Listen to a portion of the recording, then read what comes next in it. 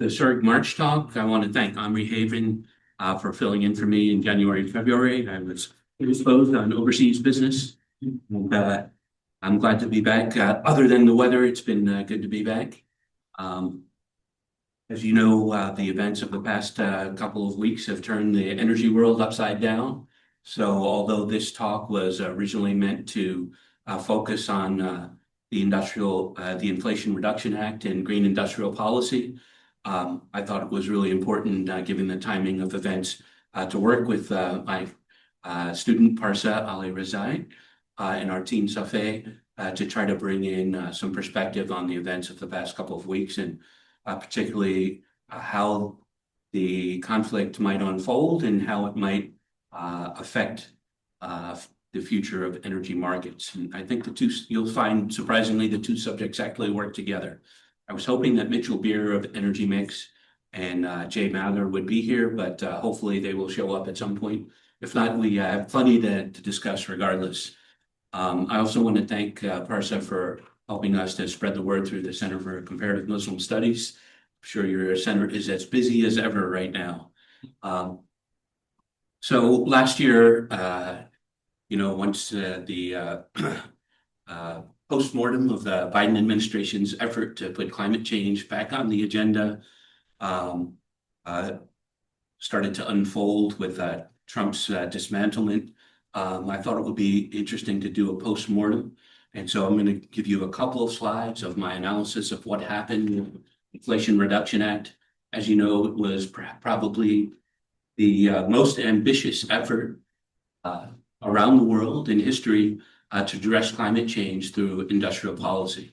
And so I think it's really important for us to think about why did the IRA fail, why was it so easily dismantled, what can we learn from it in Canada and perhaps elsewhere. The general context of this, I think, fits in, and you'll see that the two subjects fit together in the sense that when Trump was first elected, I started to write this book called The Great Disruption. And, if you are a student of history like I am, there are certain what they call critical junctures in history where it feels like the normal systems or the normal ways of operating start to change. The Treaty of Versailles, World War I, World War II, the fall of the Berlin Wall, these are all examples of critical junctures. And my suggestion in that book that came out in 2019 was that we are in one of those historical moments where all the systems, as we're seeing now, that were set up in the Bretton Woods order after World War II, systems of international relations are really starting to fall apart, and it's only accelerated in the last couple of years. And so Trump should be seen as a symptom as well as a cause. Trump is not just a cause. He's part of what we call the structure agent problem. That is, Trump is responding to crises within the structure, and he's accelerating the disintegration of that structure. And so the job for us as research analysts and interested citizens is to figure out what can come next. And the good thing about the structure agent problem is it tells us that we as agents have a chance to shape that future. So I think green industrial policy can be a big part of that discussion. So let's start with the Inflation Reduction Act and why it's important to think about now, right? It seems like this is a dead policy. Why should we even worry about it? I think it's really important because we're at a critical juncture in terms of climate change. And as you see from the events right now, the tendency will be to double down on fossil fuels. And there's going to be this sense of a gold rush in Canada. Oh, well, oil prices are going to go through the roof. There's going to be so much LNG demand, going precisely against what the long-term trends tell us. And so it's a perfect moment to think about green industrial policy. As you know, the Carney government's basic strategy is we're going to support everything. I know exactly what that means. There is a political logic to it, but the economic logic is not there. So we as a country are going to have to make tough decisions. Are we really going to build a second LNG? Are we going to build a second oil pipeline? Are we going to build this North line so we can be clean LNG, whatever that means? Or are we going to put money into green IP? Right now, this government, besides one wind project in Atlantic Canada, has decided not to really move towards green industrial policy. So it really raises questions for us that are working in climate change to try to move things forward. And some of those questions revolve around these dilemmas. How do we create policy commitment to climate change when it's viewed as a long-term problem? You know, most people will say, well, I'm worried about climate change, but I'm worried about other things first, the economic crisis or the security crisis. And the arguments of the climate change lobbies, the environmental NGOs, they've largely fallen on deaf ears. They have failed to move public opinion. So these moral and environmental arguments have proven insufficient. The question is, can we make an economic argument? That's really what politicians pay attention to. And that's where a green industrial policy can really play a crucial role in pivoting the conversation towards a more politically palatable or politically advantageous position for politicians to get on board. Simply making the moral argument has not worked. But that also brings us to the second question, which is, we know that by far the most powerful lobbying group in Canada and certainly around the world. I've been doing a lot of research in Japan on plastic waste. And as you know, the treaty just fell apart after the fifth round of negotiations last year. Directly implicated our climate change foes, that is, petrochemical companies and petrochemical exporters, including the US, including Russia, Saudi Arabia. In Canada, those companies are really powerful. The most powerful lobbying groups in the country. And they have built-in power, they have built-in lobbying systems, even though, therefore, we see that there is an urgent necessity to respond to climate change. We don't have a political lobbying group that can offer a counterweight to these entrenched interests. What can we do to overcome those interests? We can see that there's a potential for large amounts of jobs. In fact, there are more green jobs than there are fossil fuel jobs, but there's no lobbying power for these groups. So how can we develop a stronger green lobby that would focus on these economic issues as opposed to purely moral arguments? These are the questions I think that looking at the IRA can start to inform us about. So just to give you a very brief, quick overview, you probably remember it wasn't that long ago that Joe Manchin was the most important person in the world because he was the deciding vote on this, and Kristen Sinema, who is now doing something else, senator from Arizona, they were deciding votes on whether this thing got passed, and basically it was passed as long as it was revenue neutral. And so that required rolling back Trump's tax cuts. And that was a good thing in a way, because it became more politically easy to pass this, not as a deficit creating measure, but as a sensible measure of investment. And rolled into this were a whole bunch of other provisions that Trump has rolled back that we don't really have time right now to talk back about, including the potential for a minimum global corporate tax, extension of the Affordable Care Act. The more important thing for us is that it really didn't cost taxpayers anything. These were tax write-offs. And so that's what made it so easy to pass. And what also made it easy to pass is he took the Oprah strategy, which was that everyone gets something. So there were 7 hydrogen hubs that were set up around the country, even though it really doesn't make sense to have hydrogen hubs in North Dakota, but North Dakota and the Midwest needed their hydrogen hub. So this political strategy was, we're just going to throw money everywhere and everyone will be so happy that they'll vote for this. This is obviously not a credible economic strategy. And the idea of creating so many political allies actually meant that there was no strong lobbying group that was created behind this. So that was really the challenge with the approach to the IRA, is that they folded in everything without having any kind of coherent hat strategy. And you'll remember that when they started to unfold these things, they were trying to do due diligence, trying to figure out how you're going to fund a hydrogen hub and create public policy metrics and make sure that the money is wisely spent and that the hydrogen hubs actually fit into the energy grid. That's going to take a lot of time. And here you're doing at least 14 or 15 different initiatives in different sectors with different ideas and different policy approaches. And imagine the bureaucratic nightmare that this creates, because a lot of these initiatives, like the EVs, cut across different ministries' portfolios. So this took a long time to unfold. And by the time it unfolded, Trump was there before the money could really be spent. If you had just taken one of these things, whether it was EVs or renewable energy, you probably would have had a lot more traction. You could have focused on it. Doesn't make as much political logic, but it would have made a lot more sense in the long run, because in the long run, you would have had a more entrenched interest group. Until the money's spent and people actually get that money and jobs are created and the plants are built, there's no lobbying group. It's just a bureaucratic plan at that point. And so it just took so long to roll this out that they really didn't get it underway.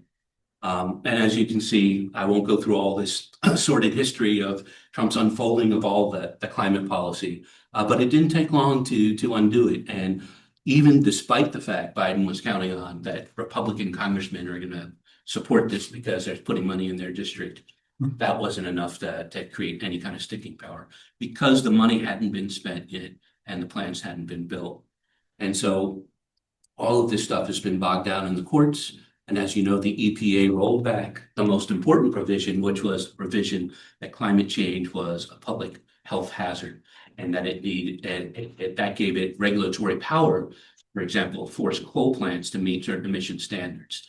So that has been the most important rollback of all, which is even the places where the regulations were in place and the money had started to be spent, the Trump administration tied everything up in courts.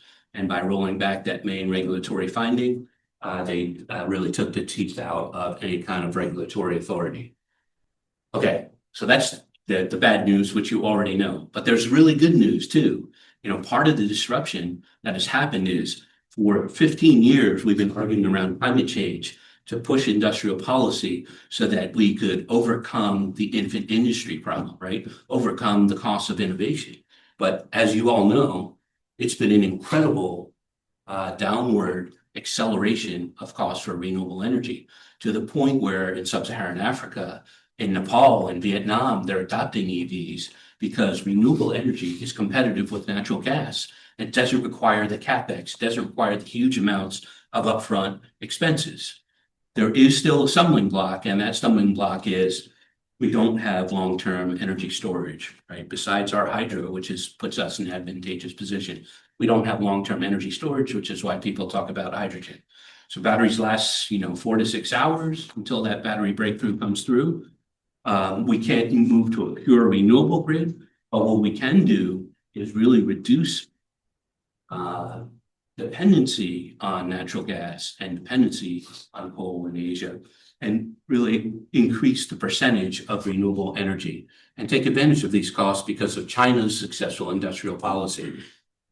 And you've seen that the markets are speaking here, right? If you look at these green bars here for solar power, look how much the mix has increased. Now, natural gas has increased, but coal is the big loser, but solar has gone up and wind has increased considerably. So if you look at these bars, what you see is that markets are speaking much louder than policies are, even in North America, in the US with all of this rollback. So that's the good news, right? What we really need to do now, instead of overcoming the infant industry problem, is change our policy orientation to say, let's support markets.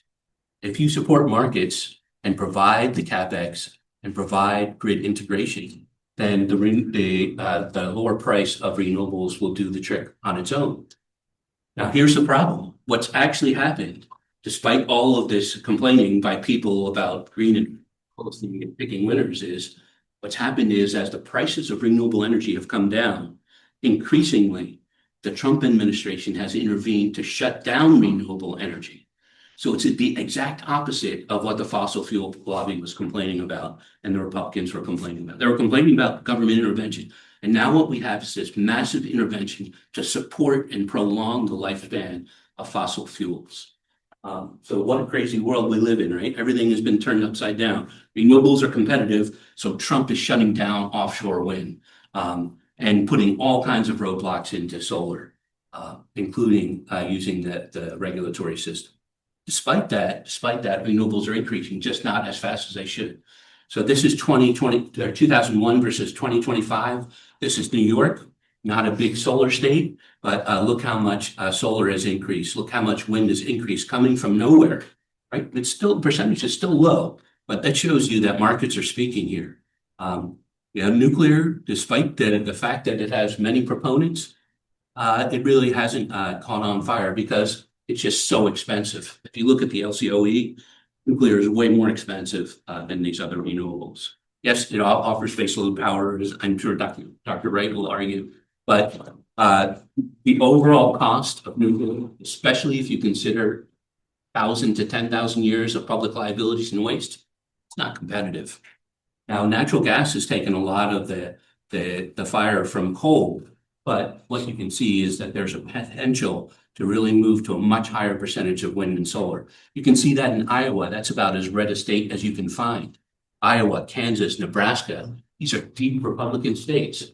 The Republicans cannot stop markets from speaking, right? The markets are saying, this is cheaper energy. Why wouldn't you opt for cheaper energy? In fact, the Trump administration has basically shut down the ability of these Midwestern states to create regional hubs.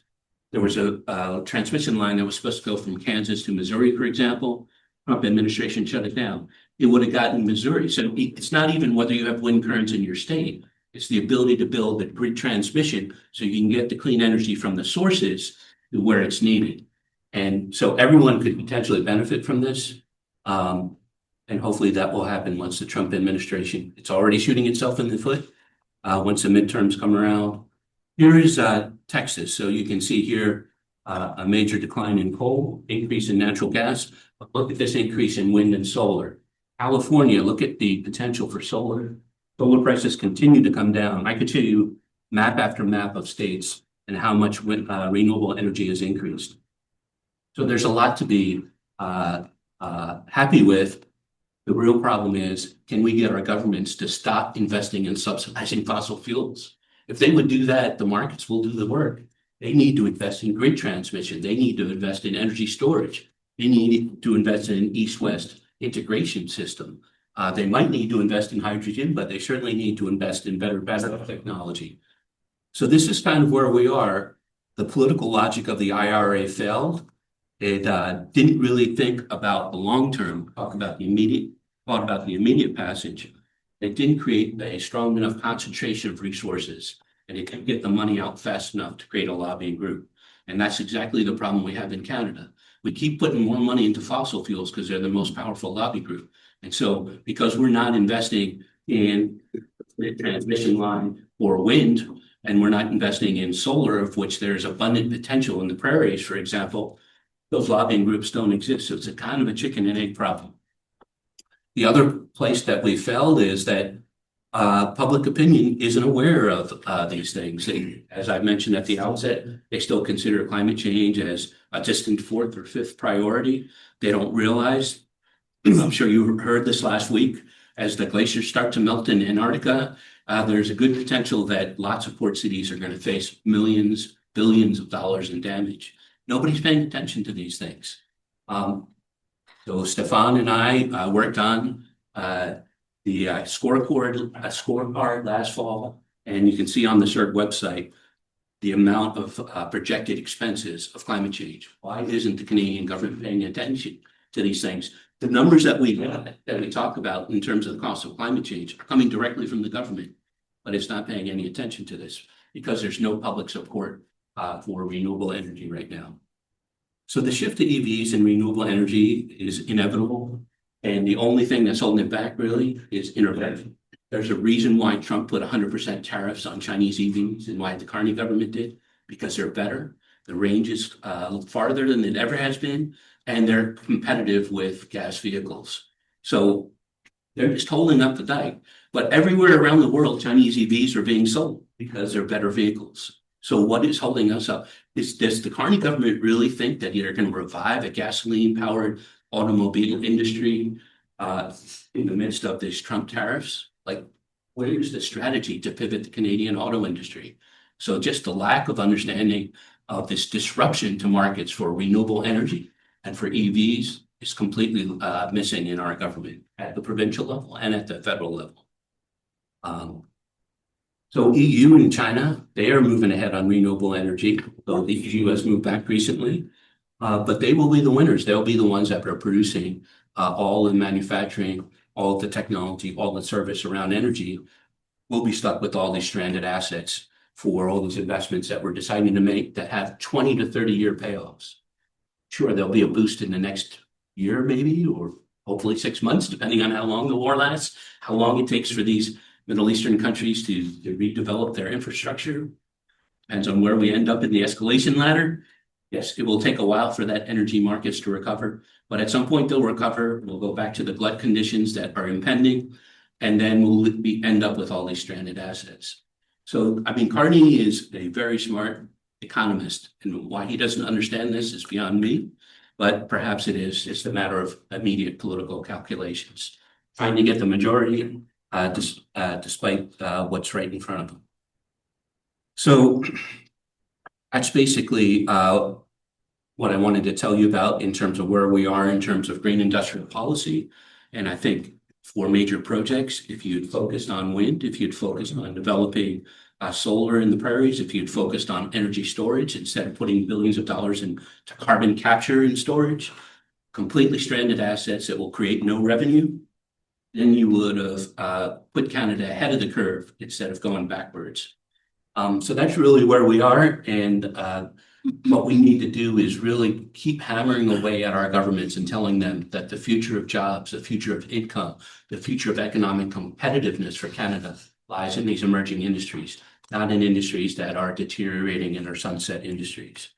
And it's really hard because when Stefan and I worked on that, climate change scoreboard, these are projections of cost. There's no question that the costs of climate change are going to overwhelm any revenues that will come in from fossil fuels. But what will be the exact number of jobs? What are the exact sectors that we need to invest in to create competitiveness? Those things are things that we can start to sketch out and analyze, but they're not concrete yet. So that really is the biggest challenge for us as researchers. So I'm going to stop there. I was going to turn it over to Jay, but since he's not here, I'm going to turn it over to Parsa now. We're going to pivot. Jay's online. Oh, Jay is online. All right, Jay, over to you. Oh, okay. Thanks, Andy. Let's like to get your feedback on Canadian policy and what the prospects are for trying to pivot our strategy, if there are any. There's always prospects. There's never a lack of opportunities of adjusting behavior to align with desired outcomes. It's an interesting time, as we all know. And I loved how you pointed out there, Andy, that evidence-based decision-making still appears to be something that doesn't take part in most major policy decisions. There's a theory that I think reigns true here, that if you think humans are evidence-based decision makers, I'm sorry to say the evidence doesn't support the hypothesis. It's just we aren't, no matter how much we think we are. So, most of these decisions that are being made are a complex mixture of feelings, fears, and appearances. And Carney right now is juggling, as we know, a difficult balancing act where he's trying to deal with some of the biggest economic and political shifts in Canadian history. And it's hard. Hats off to him for that. But what I would absolutely agree with is I think he has been erring on the short-termism way too much. And it could be that he's feeling like if I get a majority, I can then start putting in place the pieces for long-term. That may be what's going on. I'm hoping.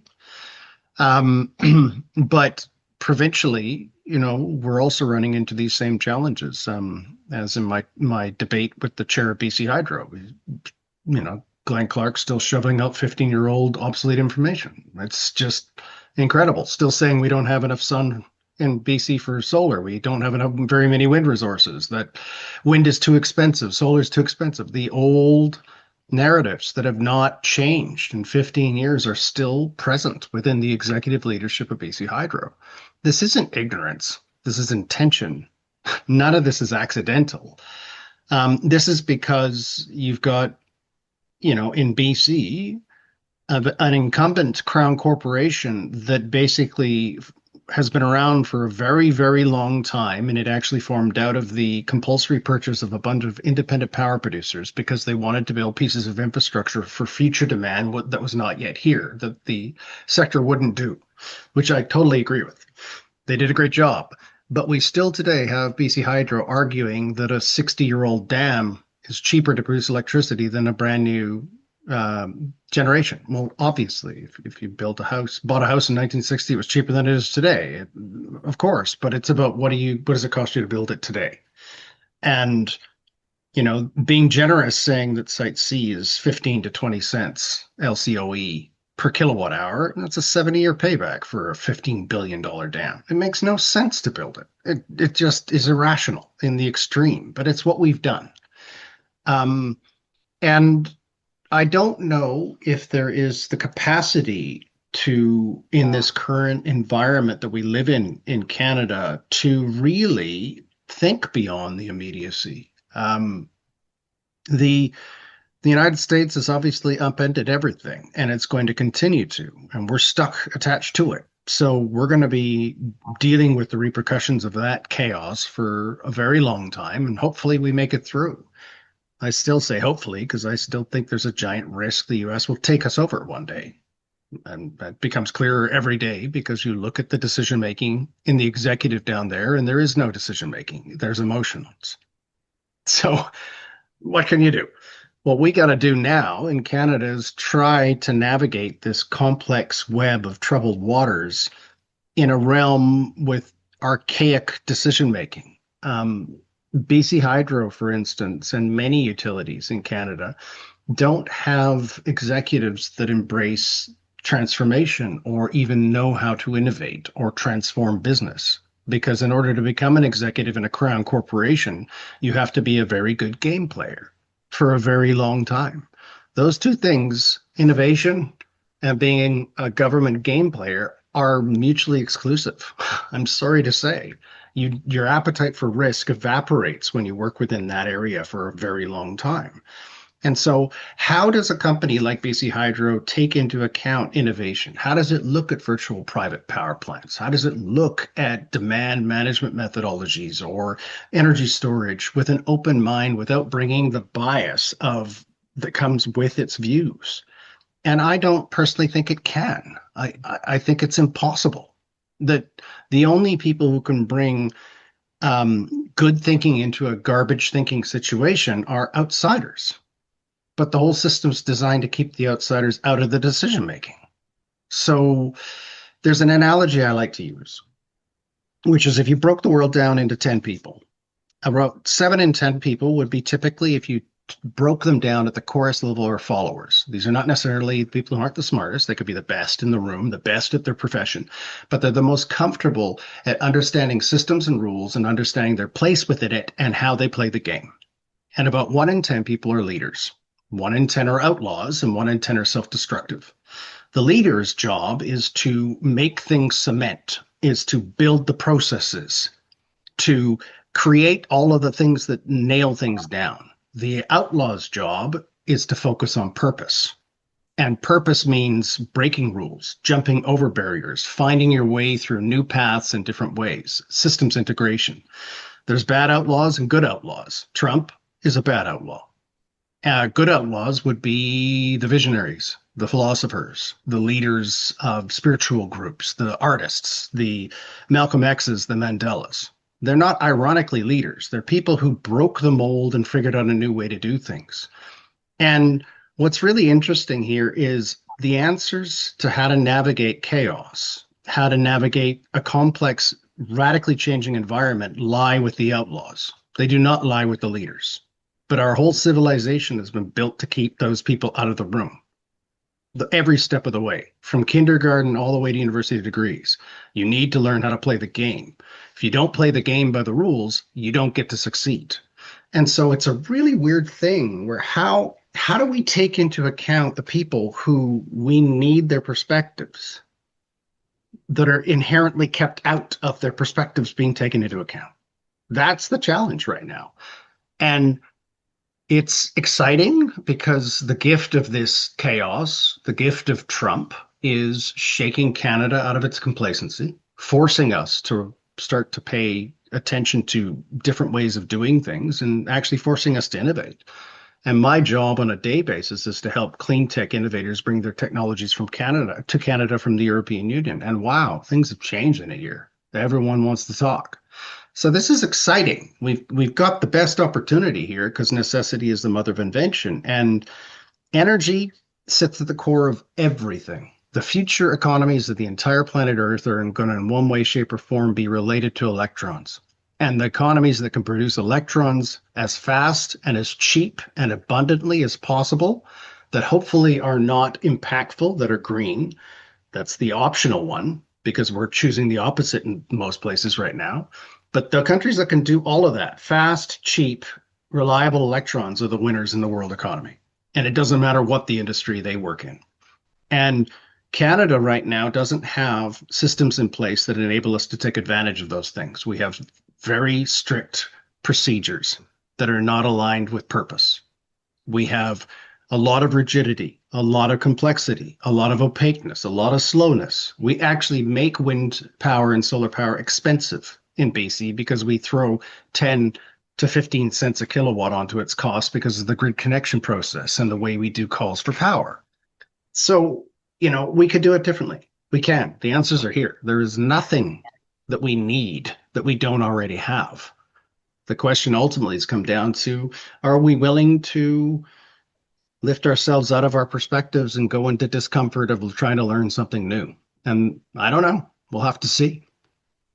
Alberta's taking the opposite approach. But at the same time, Manitoba is starting to push ahead with a lot of new renewable projects because a lot of them are First Nation driven.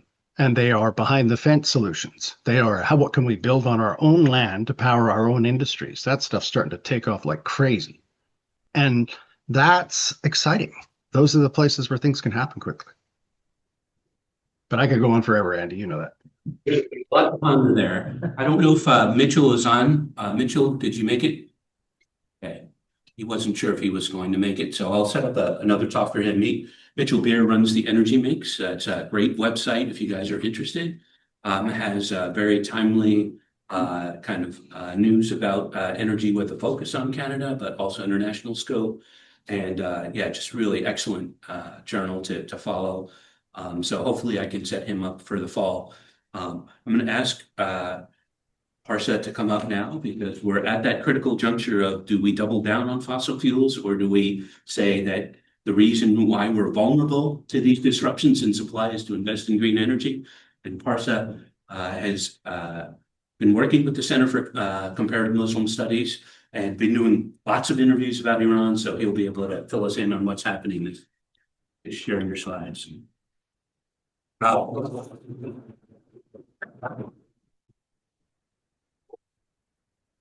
They go on the Zoom into the slides.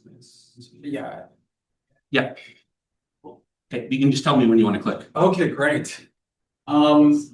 Electrification, that came up. That's pretty important. Oh, can I interrupt you for just a second? Do you mind if we just take a couple of photos does anyone mind if we take a couple of photos? I'm trying to spruce up our website to get the younger generation interested. Should have told us, we would have gotten Joseph over here. Okay, go ahead, sir. Yeah, no worries.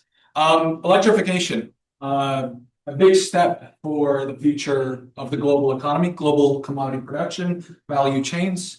What's a pretty important part about electrification and electrified economy?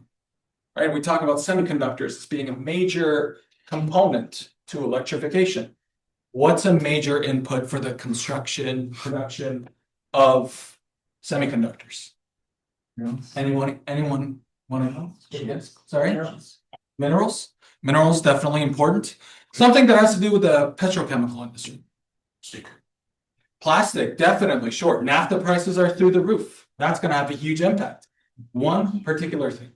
For silica production. Yeah, yes, absolutely. Also sulfuric acid, very much important for mineral extraction. But very, very important thing, helium. Helium is absolutely necessary for the production of semiconductors.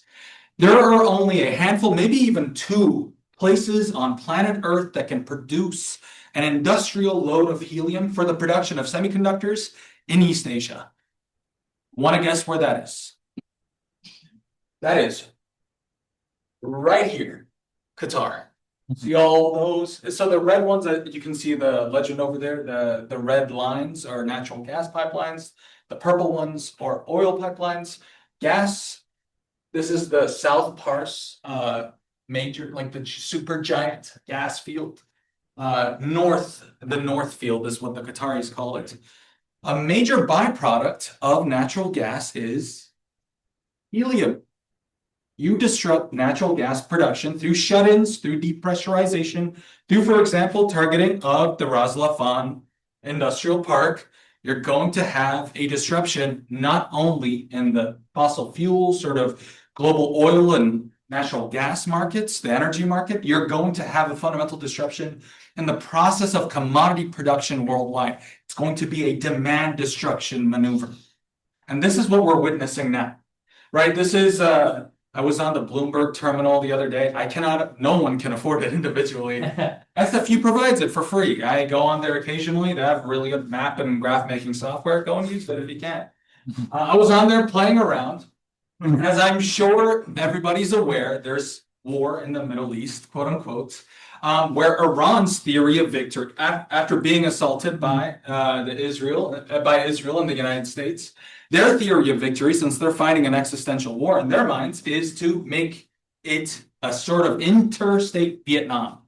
Asymmetric warfare, something they've had decades of experience with, particularly terraqueous, so not only on land, but also on the sea. People forget that, Professor here and I were having a conversation about Khark Island. Everybody is now a geographer of the Gulf. I swear, I'm hearing random people talk about Khark Island, Strait of Hormuz, Bandar Abbas, shit. I'm like, where are you guys getting this information? South Parsfield? Where are you hearing this from? And it's because it's fundamentally important to the global political economy. But what we're witnessing now is, potential strike, not only potential strikes, but strikes on facilities all around the Persian Gulf. I don't know how to describe what kind of a move this was in the Trump administration's mind. Some people speculate that it was Israel who forced their hand. But Iran's general theory of victory is to make this a sort of regional asymmetric war to not only disrupt the flow of energy products through the Strait of Hormuz and goods, but also to destroy the infrastructure that creates and produces this stuff in the first place, which means that we won't only experience disruption for a couple of weeks or even months, but for years, right? With the recent strike on Ras Laffan, 17% of Qatar's LNG production has been essentially shut out, destroyed, for the next 3 to 5 years. Qatar constitutes 20% of the world's LNG supplies. 17% of 20%, I'm going to let you figure out the math, about 3 to 4% of the world's LNG supplies. Basically, that's it, 3 to 5 years. That's not coming back. The US is putting some plants. They're going to launch, I think around 2026 and 2027, they have some LNG projects that'll come online. That'll basically account for around 8% of global supplies, which will try to even out the market. But we're talking the brutal demand destruction and production destruction that that strike in Qatar, by the way of Iran, the global energy market will face. It's not going to be recoverable. And they fundamentally deal with different customers too. The Qataris mostly sell their products to partially Europe, but mostly to Asia. This is a major problem. Huge. And the Iranians have done this before. They have no incentive to get along or go along with the US's program. Some people, again, speculated that US's strategy was compellence, right? Using force to essentially coerce your enemy into, doing what you want them to do. But usually when that happens, the enemy, the adversary, needs to know what you want from them. And they need to be able to accommodate for what you want from them, something that preserves their sort of constitution itself. Does anybody know what the US is asking of their Iranian government? Is it unconditional surrender? That is unacceptable by any measure. Or is it, hey, we don't want you to make missiles and nuclear weapon? Is it to stop supporting Hezbollah and Ansar Allah? It's kind of moneyed.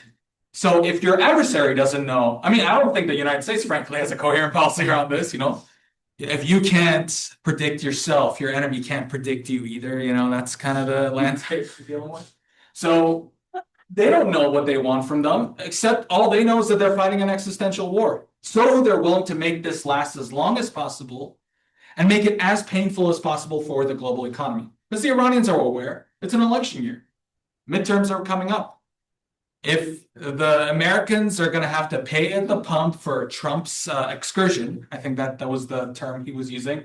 He was looking for perhaps a Venezuela 2.0 style surgical regime change, soft regime change. That's not going to happen, right? And we're hearing speculation now around bypassing Strait of Hormuz. Basic geography: this is the Strait of Hormuz, right? Qatar's gas fields, Iran, Gulf of Oman, very important, growing in significance now, and the Bab el-Mandab Straits. These two, especially the Gulf of Oman and the Bab el-Mandab Strait. These are going to be crucial to people finding relief, right? Being like, okay, Strait of Hormuz is blocked, the flow of oil is disrupted, but we can reroute stuff by way of Bab el-Mandab and the Gulf of Oman. I am skeptical of this. Quite literally, there is nothing that will replace the geography and path dependence of constructed infrastructure in the Gulf that will be replaced primarily by the east to west pipeline in Saudi Arabia, which has limited capacity. I mean, pipelines can only, export and move around so much. And the refineries, I think, in eastern, near Jeddah, in the eastern or the western part of Saudi Arabia, they can only handle so much flow. Fujairah as well, over here in Oman, in the Gulf of Oman, you can see tanker traffic is primarily being rerouted right outside of the Strait of Hormuz. That can also only handle so much goods. Nothing comparable, again, to the infrastructure that already exists in the Gulf. And they're easily targeted by the missiles and drones of the IRGC and the Islamic Republic. Not a good solution. None of these are solutions. Right? If you could go on to the next slide. Yep. Right? And when we look at the actual political geography and economic geography of the Persian Gulf, we get a sense that whether it's the United States' muddied theory of victory, which is regime compellence, right? If we're being very generous, it's compellence. Or whether it's the state of Israel's. I mean, this is another major actor, the state of Israel's theory of victory, which is regime destruction, to simply get rid of the capacity of your adversary to exist or to project power altogether outside of its borders. The Gulf is going to be a victim. The Iranian establishment, they know that by striking the Gulf, you're not only targeting, what are deemed to be these sort of fence-sitting regimes, they're targeting the American political calculus. And by way of the American political calculus, their support for their client states in Israel, a sort of rogue client state, a rogue partner in many ways. Trump recently came out with a tweet, I think today, that Israel is not going to bomb any more energy infrastructure. I don't know how he's going to enforce that. I think it's impossible. Netanyahu confirmed it, but they're going to continue doing so because the only way for them to actually get the IRGC to go onto its knees is to destroy the energy infrastructure that allows the IRGC to collect rents. And they're collecting a lot of rents. They don't have to export as much oil like they used to because the price of oil is simply through the roof. They can export as much as they used to and make even more money because of this price differential, right? And the U.S. has lifted sanctions on them to export their own oil. Scott Bessent literally today was like all this stranded oil, and they've been doing this for the Russians for like the past week. They've been waiving sanctions for the Russians because the Indian economy needs to survive. Is to 140 million barrels of Iranian oil at sea. We need to lift those sanctions and let people buy them. Those barrels were going to be bought anyway by Chinese teapot refiners. Those guys were insulated from the global sanctions regimes because they were too small for any sort of state to care. You sanction them, they're going to be like, okay, I mean, it's not going to impact us much. The Chinese are not going to regulate them accordingly. Those teapot refineries were going to buy those anyway. So I don't know how this is going to be a solution, right? Another solution that has been devised is the release of strategic and commercial reserves. Do we know what the problem with that is? Anybody is a petroleum expert? Yes. 4 days worth reserve.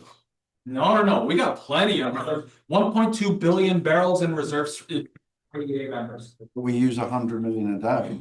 Exactly. But what is the particular problem? The flow rate. You can't make those barrels flow like they used to, given the normal procedure through the Strait of Hormuz, extracted and delivered. This is a physical economy, right? We're talking about global commodity production. We're not just talking about paper barrels. We're talking about extraction from well to wheels. This requires flow. And not enough people are talking about the flow rate. The flow rates from in the East-West pipeline, not as much as Saudi Arabia can deliver through the Strait of Hormuz. The flow rates for Qatar, for the UAE, for Kuwait and Iraq. The biggest sort of economies impacted by this, by the way, Kuwait and Iraq, because they're very much bottlenecked at the sort of northwestern end of the Persian Gulf. They can't get their barrels out and delivered. That means shut-ins. That means depressurization. Even if the infrastructure is not particularly targeted, it's going to take months to repressurize and to start up operations again and get barrels flowing. Flow is the problem. And strategic reserves, the most like you can find analysts talking very generous estimates, 3 million barrels a day with those strategic reserves being released. China's considering releasing some commercial reserves, or again, state-owned strategic reserves, and then commercial reserves by state-owned national oil companies like PetroChina. I think they can release like around 3 million, but 1 to 3 million barrels a day. Nothing will compensate for the loss of flow through the Strait of Hormuz. Nothing, literally nothing will. There is no bypass, right? If you go on to the next slide. And as we've seen since the start of the Iran war, right? This is when it happened. I'm sure the graph is kind of self-explanatory.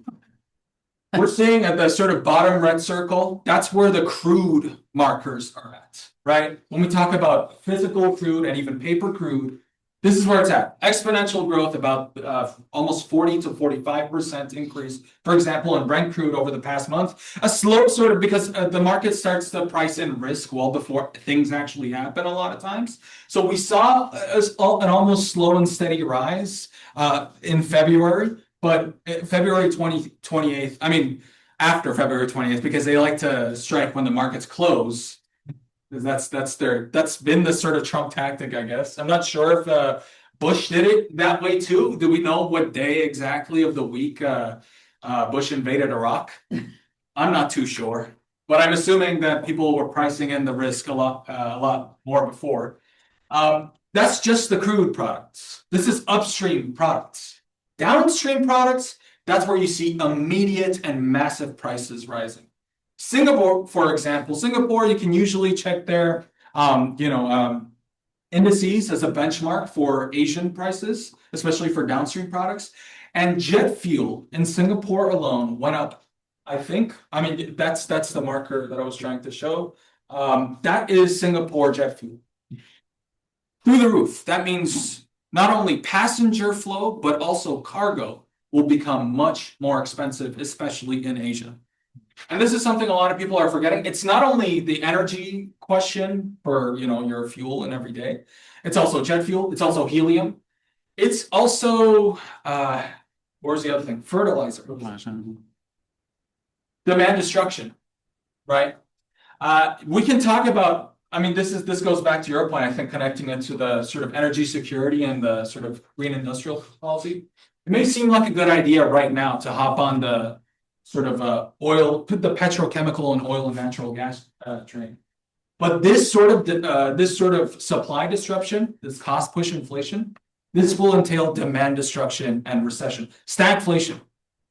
That means these prices will go down because there simply won't be enough demand to cover for it. If you have fertilizers increase in price by 25%, that means food's going to be increase in price. Transportation is going to be more expensive. Food is going to be more expensive. That means more people have to spend more money on basic goods and less on travel, for example, less on everyday products, less on commodities, especially value-added commodities.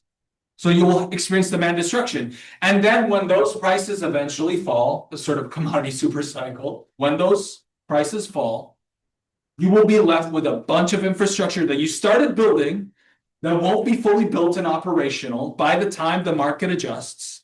And so what are you going to do? But I mean, if we start building more LNG and fossil fuel infrastructure in Canada, by the time it's offline, this stuff will be irrelevant. The prices, we were dealing with a market oversupply before this occurred. A vast oversupply, huge oversupply. Prices were low and were going to be even lower, even in the LNG market. Huge problem. This is a temporary blip in some ways, right?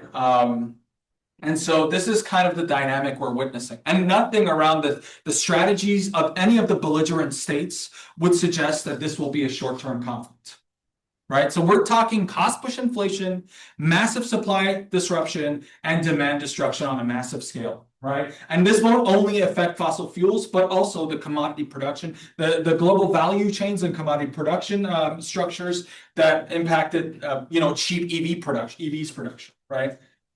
It'll impact that too. Solar panel production. Wind turbine blades rely on naphtha production, for example, to some extent. This is in many ways. I mean, you can read Adam Hania. He talks about it in his book Crude Capitalism. We live in a world defined by petrochemicals and oil, right? Commodity production itself. The global economy runs on it. So this is much bigger than just the fossil fuel energy world. So if you go to the last slide. And so in terms of what to look at next, I think trends to look at, dynamics to look at. So how long until the GCCs start to respond, right? A lot of people are like, what? The GCC are just sitting on their hands. How long are they going to wait to respond to the strikes by Iran? Well, it's not so easy for them. I believe a lot of people are also looking at why the Houthis haven't entered the conflict. There's a misperception, for example, that a lot of the Iran's partners in the region are simply proxies. They have their own strategies, their own internal political dynamics. The Houthis, the Ansarullah movement, for example, they have their own interests vis-a-vis the tribal and clan arrangements inside Yemen and their political struggles inside Yemen to consolidate and hold on to power. For them, it's not an easy bargain. And it's quite possible, the other sort of way to look at it, that the Iranians and the Houthis kind of have an understanding that the Houthis are going to be used as a deterrent to prevent the GCC from responding, right? We saw in 2019 the Houthis launch a drone at the Abqaiq oil refinery, disrupting 5% of refined production in Saudi Arabia. The Saudis know this. The Saudis, the UAE, a lot of these countries know this. And remember how I talked about, if you go back, sorry, to the first map. This is where the Houthis are at. They've been able to blockade the Bab el-Mandab Strait by selectively targeting vessels, right? We talked about the east to west pipeline. If the Saudis start rerouting barrels, oil to this area, relying on the Bab el-Mandab, it gives more leverage to the Houthis and therefore a clear deterrent for the Saudis and the UAE to strike Iran. Quite clear strategic game board, right? And the Houthis can also launch, I mean, their launch in 2019 went to eastern Saudi Arabia. They can also launch the Gulf of Oman clearly as well. This is the strategic landscape we're dealing with. So I believe there is a sort of plausible sort of situation that we can understand why the GCC and the Houthis are behaving in the way that they are, simply because of that particular dynamic. Since the supplies are being rerouted to Gulf of Oman and Bab el-Mandab, that means the Houthis have more leverage, and that means they need to be kept as a deterrent and not enter the conflict fully. No. The internal dynamics of Iraq are going to matter a lot too. Iraq has had their oil production and exports significantly disrupted, and they've had to reroute oil through their northern pipelines through Iraqi Kurdistan and to the port of Ceyhan in Turkey. I don't even know how to sugarcoat this. There is no love lost between the central government of Iraq and Baghdad and the government in Erbil. They don't like each other. There's a lot of sort of jockeying for power inside Iraq. And so therefore, this gives a lot more leverage to the Iraqi Kurds vis-a-vis the central government in Iraq. So that is an internal political dynamic that we also need to look at. And also pro-Iran Iraqi militias. They don't like the fact that the central government in Baghdad has to get along with the Iraqi Kurds. And they have targeted energy infrastructure in the north, especially in the Kirkuk fields. The Rumelia fields in Iraq are in the southern part of Iraq. That's a major production hub. And then there's the Kirkuk fields in the northern part of Iraq, shared with Iraqi Kurdistan. And so that dynamic is going to make for a sort of tinderbox. We might see a lot more sort of intrastate political violence inside Iraq as a result of this. For Iran, it's about signifying continuity and using the war to instill political stability. War is a state of exception. They can induce martial law. They can use the state of exception and the state of war to essentially crack down on dissent. They have been doing so, in fact.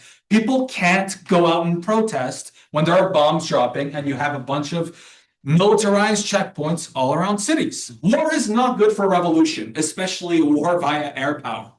Quite literally, this is not going to happen. And so it is also in their internal political dynamic interest beyond as reestablishing deterrence after years of lost credibility, as we saw in the 12-Day War and before that, for them to continue this war. And it doesn't mean that when the US, if the US decides to stop bombing Iran, that the Iranians will stop bombing, that the Iranians will stop sending drones, because it might not be in their interest to do so. Escalation is not in Trump's hands here. Taco, anybody know what that is? I'm sure anybody want to say it? Trump almost taken out. Trump always chickens out. A lot of people are pricing that in. The market is constantly thinking, oh, there is no way on an election year. And with the Kuzma renegotiations, Canada and Mexico are major exporters of crude to the United States. That gives them more leverage if the price of oil is through the roof, right? Even though it's very much locked in to some extent because we can only export through pipelines, and Western Canadian Select is not a barrel of choice, really. It's not super fun. They're probably going to boost production from Venezuela. The market's thinking Trump will probably chicken out. There's no way that this world of pain that Trump will even be interested in Iran in a month or so. They'll be like, oh, Trump did his thing, and he can always just declare victory. Hey, we got Khamenei. We have Khamenei Jr., but we got Khamenei. We destroyed their missile capabilities. They didn't. We destroyed their nuclear infrastructure. They didn't. We destroyed their navy, not the asymmetric capabilities. But we did a lot of bombing. We won. And the only way this will end is by, all sides declaring victory. That's the only post-conflict resolution. Doesn't mean that they will actually be victorious in an objective sense, just that they will all find a way to say, hey, we're victorious. Trump also, it's quite possible that he'll chicken out, call it a day, say it's victorious, but that doesn't mean that Israel and Iran won't stop hitting each other, and the GCC won't stop being a sort of proxy victim to all of this as well. And this gets to my point, unencumbered Israeli regional posture and belligerence. There will be no end in sight into the belligerence of the state of Israel. They are effectively unencumbered, and as long as they are unencumbered, the Iranians will have to respond in order to reestablish deterrence vis-a-vis the state of Israel. And that spells trouble for long-term regional stability. People forget, the Gulf is a major hub for remittances. A lot of people from Egypt to Pakistan to Bangladesh to the Philippines, all around the world, go to the Gulf to work to send back money. It's not only the cheap energy that they provide, it's also capital goods, it's also remittances. The Gulf is a sort of economic artery of the world. So that is a major question. We will probably see economic and social instability in Egypt as well. Major gas importer, they have an increasing electricity demand. They also have an increasing demand for food, all of which will be questioned by a war in Gulf. So regional instability probably for the foreseeable future because of that particular variable. Turkey is kind of in a sit, do nothing, and kind of win situation. When we see the Russia-Ukraine war, that they've kind of won from that geopolitically, the sort of belligerence between Israel and Iran. The new government in Syria, they are the main patron state of the new government in Syria. Their main worries, however, from this is a migration crisis in their eastern border. Two things, actually. Migration is a major concern and a cascading migration problem from Afghanistan to Iran, and then Iranians from Iran to Turkey. We're talking millions of people who will seek migration. We've already seen it to some extent. This is a major concern for them. And they don't want a super weak state in Iran. They want a state in Iran that is able to corral the Kurds. Turkey has, as part of their grand strategy, their biggest worry is the Kurdish question in many ways. They do not want a weak state, a weak centralized government in Iran, a weak central government in Iran that is not able to kind of rein in the Kurds, especially if the Kurds are able to establish an autonomous and very porous sort of a geography on their eastern border. They do not want this. So they will try to, that's why they're hesitating to play a bigger role. They have the defensive relationship, for example, with Qatar, but they're not willing to play a greater and a belligerent role in this conflict. Yeah, Gulf of Oman, not a real bypass. And as I mentioned earlier, there is no sort of easy solution out of this. Absolutely none. No strategic reserves that can solve this crisis. We're talking about the very thing that makes global commodity production function. So I'll leave it at that. That was a little longer than it's good. That's what they call the straight vote. I don't think there's a better advertisement there for weaning ourselves off of our dependency on fossil fuels. Our team, I'd love to hear your perspective. Our team is also from Iran, so really interested to hear what you have to say. Absolutely. Thank you so much. And I think Parsa made some really good points and laid a really good foundation. I would like to start by talking about some internal things in Iran, how power functions in the Islamic Republic, how there was such a huge miscalculation of Iran's political and economic structure from the side of the Americans, less so from the Israelis. Israelis wanted this no matter the price. The Americans really were not prepared for what they're seeing right now, is what I think. And tie it back into Canada's energy market. I found myself recently in a place where I'm seeing and thinking and researching a lot Canada's energy exports and its energy market and its regulatory and political strategy. And we are really missing the mark.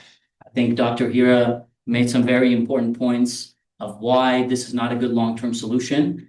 Parsa kind of leads us to the thinking of why this is also not a good short-term solution. But I really want to talk about how this is not a solution, it's not a strategy. It will not make us money as a country. It will not make us a global energy superpower, as Carney likes to throw around, and Tim Hudson.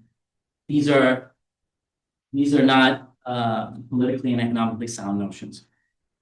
Iran is a very unique sort of state, the Islamic Republic of Iran.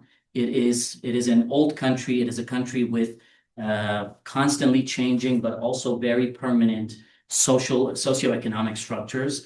And the Islamic Republic has a very big difference. There's a huge difference between the Islamic Republic and other previous interventions that the US has involved itself in that have led to quick, successful regime change, even though later on they've had very bad consequences.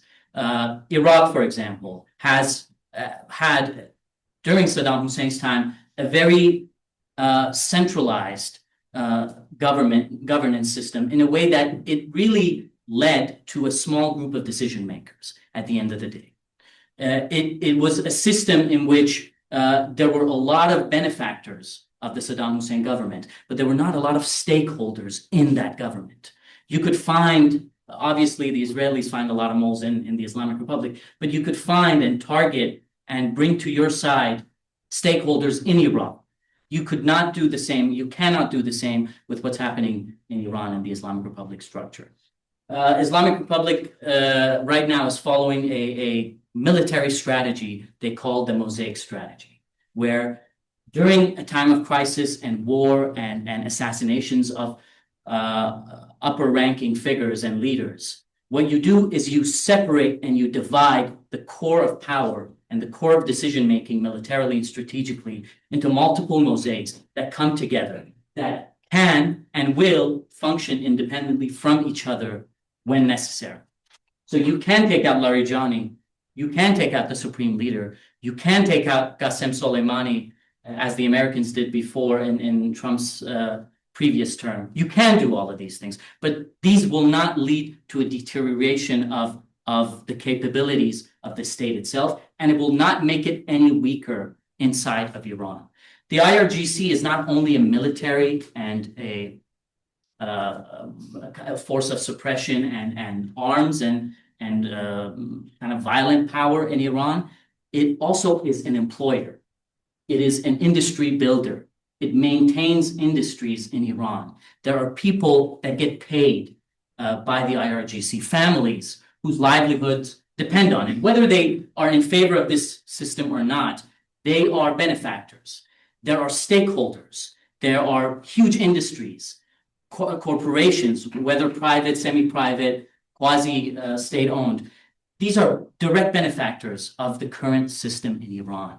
The Islamic Revolution had a core and a very strong kind of powerhouse behind it during the revolution, and it was the bazaris, it was the merchants, it was the petty bourgeois, the capitalists in Iran that supported this revolution because they could see that their economic interests were being sidelined in the previous government. And what we saw is that only when this core became kind of iffy about the Islamic Republic and they began with strikes and it began with protests, then we saw real weakness in the Islamic Republic in the recent protests. We saw that the merchants came out first. And this was the real major issue. The Islamic Republic, the leaders had to sit down and talk to the merchants and the bazaars because this is a core in Iran.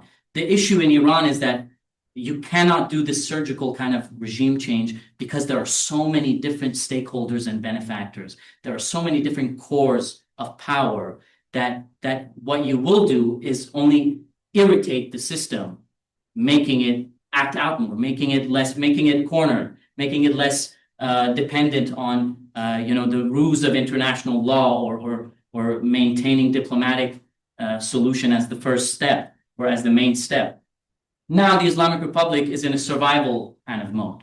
It needs to survive, and it can only survive, I think, as Parsa very well and brilliantly put out. It can only survive by disrupting the global economic market. So what does this mean for us here in Canada? Right now, I think the strategy that the Canadian government is pursuing is a doubling down on already functioning and already strong industries in Canada. And coming out of this process, this decade-long process of trying to put more restrictions on oil and gas without really incentivizing other alternative markets that the Liberals were moving forward with. So what now is happening is doubling down in LNG and oil. And this war has given it a kind of a short-term high where the prices are going up. Look, the Qataris, the Gulf states cannot maintain and function their energy exports properly. They cannot meet demand. So let's go in and let's use this vacuum and kind of take our own state, become a major global energy superpower and kind of a powerhouse. But there's an issue. There are many issues. One of them is capacity. Canada doesn't have the capacity to really export as much as they would like to. We have a limited amount of pipeline capacity. Even if we fill that to the brim, we will not be able to meet that kind of demand.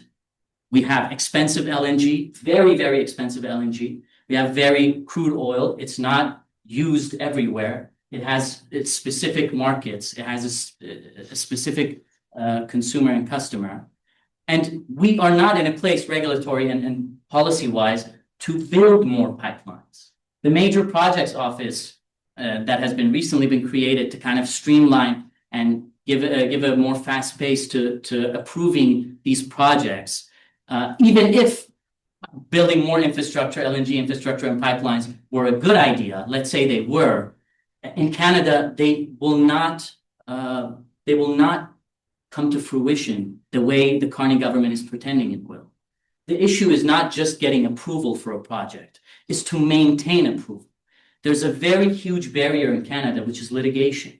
Usually when projects are approved, the main issue is usually in the previous system, they wouldn't get approved until all the holes in the litigatory field would have been filled. And there wouldn't be a chance really of litigation issues in the future of the project. But right now, what we're seeing is that with these quick approval timelines that they're selling to Parliament and to the people of Canada, that these will bring more infrastructure, this will bolster the industry. These will not hold in court. Indigenous nations whose lands are going to be used for these projects will not just sit down and sit back. They will use whatever disruption they can. They will protest. They will go to court, and the courts will, at some points, not always, sometimes will decide in their favor. And this is what proponents are scared of. They're afraid of litigation. They will not come to invest in Canada, and this is what we're seeing. We're seeing a lack of investment in Canada. Carney is begging for more investment in Canada, but we're not going to see it because there are better ways, better markets around the world for oil companies, American oil companies, to get involved in than Canada. Canada doesn't have the base for it. They're afraid of litigation. They're afraid of the regulatory barriers that we face here in Canada, and they will not come to invest here. We don't have the capacity. We don't have the regulatory and political strategy for it. It will take years for some kind of overhaul for this. It will take years to radically change this system to either go all in with oil and gas or change it to other markets and other industries. And what we will see is we will miss this very, very short-term high. We will miss this very, very short-term kind of upper in the oil and gas market. And we will be stuck with gluts. We will be stuck with all these infrastructure that at some point, either after they've been built or before they've been built, are going to be abandoned. And the investments are not going to come through. Markets such as India and China will not buy our very expensive green LNG. It doesn't make sense. Right now, the people that see real disruption in their supply are moving towards the Americans. Their alternate is not Canada and its very expensive supply. It's the United States. It's Venezuela that has more potential, even with its deteriorating infrastructure, than the Canadian market does. And we will lose this game that we're going. We're like gamblers who have subpar cards, but we're going all in because we think, it'll work out. People will not come. Nobody else will call. But people other countries will benefit from this, both in the long term and in the short term, but we will not be one of those countries. And I think by going back to the strategy that we've used previously, we're going to lose the future of energy, the future that the East is really banking on. And we will fail at that as well. So I think the issue is not only an issue of the global market. It is, as Canada, we don't have the system in place to even go full oil and gas, to be a competitive proponent of oil and gas in the future of the energy economy. Oil and gas will be here for some time, but we will not be those providers because we don't have that system in place. And I think the barriers are systemic. It is regulation that is the issue. Litigation is the issue. The fact that any nation who has a stake in your project, which is either, if it's going to be a pipeline, there will definitely be Crown land being used for this. If not, there will probably also have Indigenous stakeholders that at any point, a court order can completely shut down construction, shut down your project. And this is a very huge risk for any oil and gas company. They will not invest in that kind of environment. And this is not a bad thing. This should push and drive the Canadian government to invest in better and more feasible and more economically feasible industries as well. There's a reason why Indigenous nations are banking on renewable energy, because it creates long-term jobs, long-term projects. It creates a long-term market and economy within their nations that they can build for their future. LNG, oil and gas projects are short-term. The employment they provide, the job market they provide is short-term. They usually are abandoned because, again, we are not a competitive oil and gas provider. We only provide to the US. 70 to 80% of our exports are energy, and most of that goes to the United States. We are an oil-producing, oil-selling nation, and we only have one customer. And our one customer is more and more becoming our adversary rather than a customer. This is why instead of building, I think there are a lot of solutions.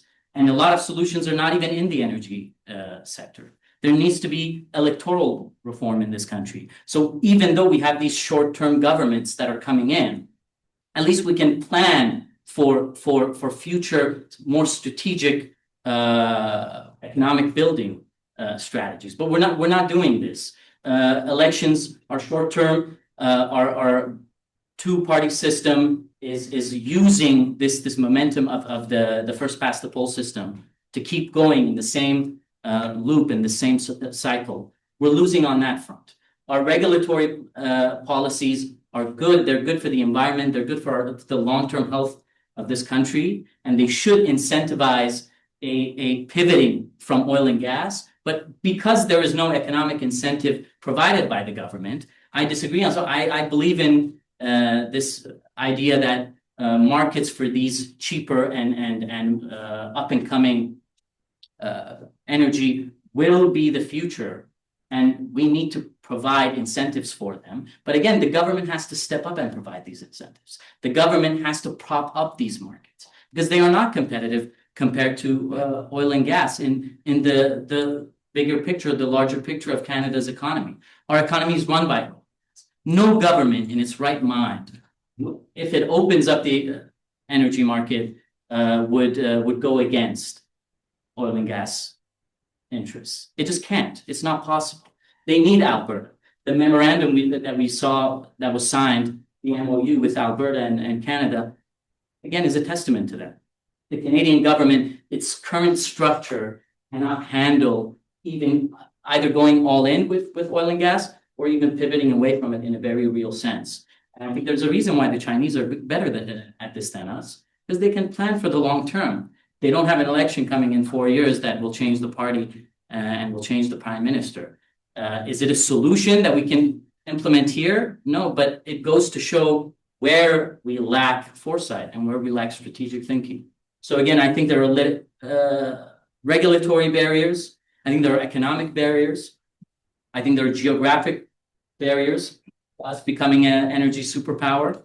And I think there are political barriers as well. And none of them are being addressed by the current Carney government. And I think this war will most likely go on for a long time. Its implications will be there for a long time, and we will not benefit from this. And if we don't pivot soon and radically and systemically, we will be the losers of this energy game. So yeah, Thank you so much.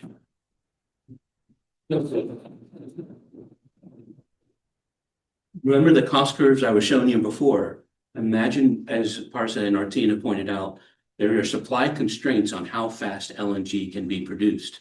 So now the price of LNG goes through the roof. That means the cost differential between natural gas and renewable energy becomes even greater and creates even more incentives. If you're in Japan and South Korea, or even in China, where you're 100% dependent on oil and gas, now's the time to pivot to renewable energy.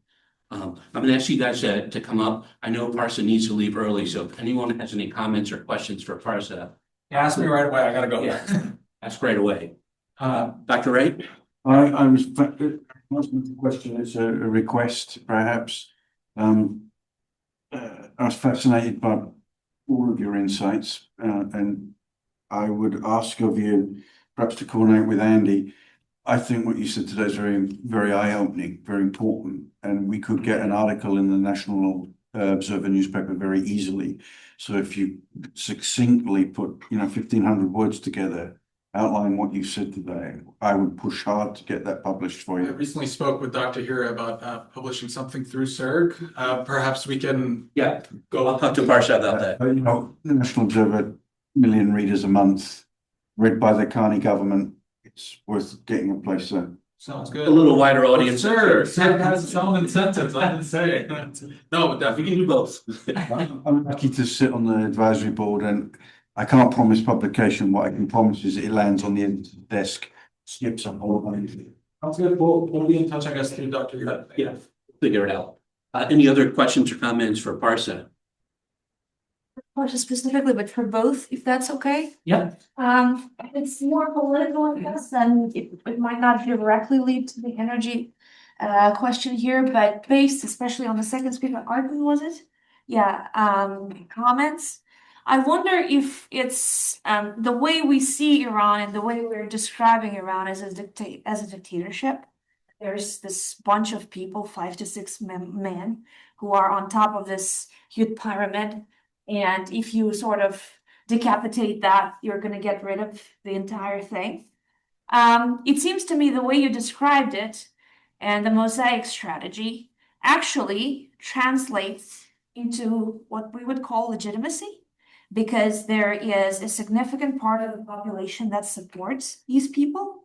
And there is a significant part of the population that is ready to sacrifice something, right? And decapitating the leadership seems to do nothing. To what extent that's the case? How justified are we then in the West in using words like dictatorship and regime, right? Or is it actually just a legitimate government being attacked at this point? Would you say that that's the case? And if so, I guess what that means for us is that the war is going to be even longer, because fighting a legitimate government is much, much more difficult than fighting a government that usurps the power. And once sort of the leadership is removed, you can sort of take. I want you to answer first because you got to go. But I just want to say something. Legitimacy this is a very sensitive topic right now. Okay. Especially, I'm an Iranian. I'm against the government currently in Iran. Okay. For many reasons. But what I was trying to point out is that for many people, this government, and for many sections of society, this government is a provider. And it brings them relatives, even in these very bad times in Iran with a collapsing economy. There are sections of society, pretty strong sections as well, that rely on this government. In that sense, you can say it's legitimacy. It has economic legitimacy in Iran to a degree, but even that was being eroded before the war. What we're seeing is that the war is pumping back this legitimacy into the, because now the conversation isn't, this is a government whose economy is failing. The people, the core, the merchants who were for a long time supporters of the Islamic Republic are also coming out on the streets and are against this government. The conversation is being pivoted towards this is a government protecting its sovereignty, and they can make this argument now. They couldn't make this argument before the government and before the war. Yeah, I think there are a couple of questions there, right? There's the question of like, okay, is the sort of international community's rhetoric about the Islamic Republic, is it accurate that they are, for example, like a government that uses excessive force against protesters, that they are that it is an autocracy, that it is not democratic. Like there's a lot of questions embedded in that. I'm very skeptical of anybody that uses mullahs or the regime as a sort of standard. I think it's a bad government. It's a horrible government. It fails at governance on many levels. It has lost performance legitimacy because it has had an autarkic political economy for a long time, very much constructed by a personalist network of oil rentierism and commodity rentierism. It is a rentier economy, but also in the sense that it is not accountable to the public, right? While it has a democratic dimension to it, right? Like the Islamic Republic was supposed to be both this sort of, it is kind of insane to try to describe in like 5 minutes, perhaps, like what the Islamic Republic is. Is it a theocracy? I don't consider it a theocracy. I consider it a hyper securitized state. There's a really good book on understanding both the sort of foreign policy and social policies of the Islamic Republic and how it's been made the way it has. It's called Iran's Grand Strategy by Bali Nasr, Political History. I don't agree with everything Dr. Nasr says, but I believe it is a great book to try to kind of disentangle this idea that, oh, it's just a bunch of religious extremists doing crazy things to people. I think, yes, religion is a functional part of their rule. But so is popular legitimacy. It was embedded into their constitution. It's how they came about, a social revolution, right? And when we talk about like, okay, if it's an illegitimate government, and we can consider it to be an illegitimate government, are we using legitimate means to kind of dislodge an illegitimate governments? Do foreign governments who also have shot at protesters and done illegitimate things in a sense of government, do they have the legitimate means to kind of do what they do? Will it have a positive effect on people who are looking to dislodge this illegitimate government? As I mentioned earlier, I haven't heard of a single case where, dropping bombs on a government, on a country that, is going through social, upheaval actually yields a sort of positive revolution. Students were protesting days before the first strikes. Yeah, And right after the strikes, everything was over. You can't. It's just not possible. Yeah, and this government came about by a social revolution and was solidified during an 8-year-long war. People forget this. Fundamental to understanding the Islamic Republic today and the sort of regime of governance, not regime in the sort of rhetorical political sense, but the regime of governance that was instituted, especially after the constitutional amendments of 1989, a very important historical note for people to understand, that we have a sort of Caesarian-like government, where the supreme leader is the sort of head of security, but also head of religious authority to some extent, but it uses it for securitized purposes, right? When a government comes by via a social revolution and its institutions are hardened and designed for war, protracted war, I don't think it's going to be easy to get rid of them, right? Whether they are considered legitimate or illegitimate, because their institutions, their mode of governance, their economy the US basically designed the very thing it's trying to fight and it's failing against. The war economy, the autarkic war economy that the Islamic Republic has right now, that is able to be kind of insular from the sort of supply and demand fundamentals of the global economy. How was it constructed? Through a sanctions regime that was instituted for a long time. They constructed this, and then they're kind of suffering at it because they can't use, for example, they can't rely on, oh crap, the Iranians are going to have a hard time feeding their people. Well, they've had a hard time feeding their people for years now. This is not going to be an incentive in the short term, but it will be an incentive in the short term for the domestic political calculus of the United States. And this is the sort of thing that we have to understand. Is it illegitimate or legitimate? It doesn't quite literally matter. What matters is we have a hyper-securitized state designed to actually deal with external shocks and internal shocks, right? They are very good at internal repression and doing asymmetric and protracted warfare on an international level. And do I think simply bombing them into submission is a solution for Iranians who are looking for legitimate representation? Absolutely not, right? And this is where I think like the whole rhetoric around like, oh, is it a regime or is it like a democratic government? No, the democratic government in Iran is basically the diktat of a guardian council and assembly of experts who are also not elected in many ways. Electoralism in Iran is kind of selective. It's a sort of mode of governance of choice. If the supreme leader and the IRGC security establishment decides to have a more democratic election or not by permitting certain candidates to run for presidency or people to run for Majlis parliament, yeah, you might have a more democratic, election. But that's not how it works, So ultimately, it is a securitized state. Is it purely a personalist state? Right, where with a decapitation strike, you can kind of remove everything and deal with a regime change? No, again, because of its origins, there's incredible sort of inertia, institutional inertia that is hard to deal with in this sense. And that's why Netanyahu is actively talking about a ground dimension to this war. Talked about it today. The escalation trap. Yeah. Yeah, and I think Robert Pape has gotten really hot recently talking about air power and the escalation trap. It's in Iran's hands. Iran's winning. It's not really about regime change and it's not about democracy. Just ask Machado in Venezuela about that, right? It's really about Iran has been effectively at war with Israel in the West since 1979, right? This is just an escalation of that ongoing conflict. As Parsa pointed out, the whole regime's identity is based on this event coming to Well, it's anti-imperial. It's the legitimacy of the regime that these It come nightmares. true. The Americans right now have made, see, we were right.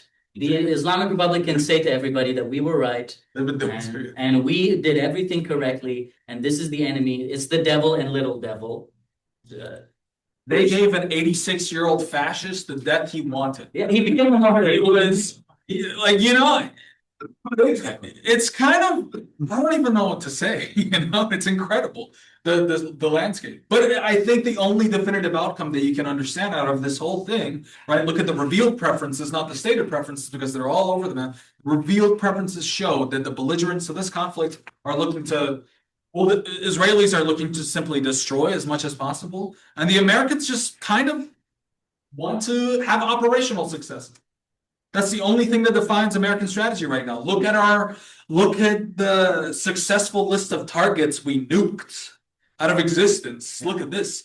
That's not strategy. It's just the preeminence of tactic over strategy. The American government right now is functioning in a way of, again, it is functioning politically in a dictatorial way where it has a small circle of decision makers who make the political decisions, but the other apparatus is still there. That's why you see military success, you Americans, because the actual military is making decisions for those CUPAR. Bye guys, sorry, Irish accent. There's one question online here for you, Joaquin. The Canadian oil and gas industry is pushing a shock doctrine where they gain predominance despite Arteen's excellent points about our minor role as a fossil fuel producer. How do you see renewables gaining a foothold within the current Canadian energy mix when there's almost no leeway with Carney? Is it all through the East-West energy corridor? I think there's no single solution to the problems we face in Canada. I think there are multiple things that we need to deal with. I think there's a real problem with our political structure. We are a federalist country. We have multiple stakeholders, and a lot of these stakeholders politically are deeply entrenched with the oil and gas industry. We have an oil and gas industry that is not really ours. It is mostly an American and foreign oil and gas industry that we regulate and we get royalties from. And even now, the Carney government is not developing LNG, like Canadian LNG, really. They are selling stakes to foreign companies. Again, we're not. There's no planning. There's no central strategy. The point is to just build capacity and sell it, and bring investment in that way, and kind of bring back the good days. I think there are regulatory issues that need to be addressed. I think the way we regulate any sort of project is very bureaucratic. And I think from both sides, both the conservatives and the liberals can see that the way the government functions and the way it regulates these huge projects are not very well thought out. They don't think about the long term. They lack foresight. It takes years for you to approve a major energy project. And even when you approve it, again, litigation is huge. It's a huge issue for proponents of any sort of project. They are worried that tomorrow an indigenous nation or a group will take us to court and it will halt production, it will halt construction, it will halt our money flow.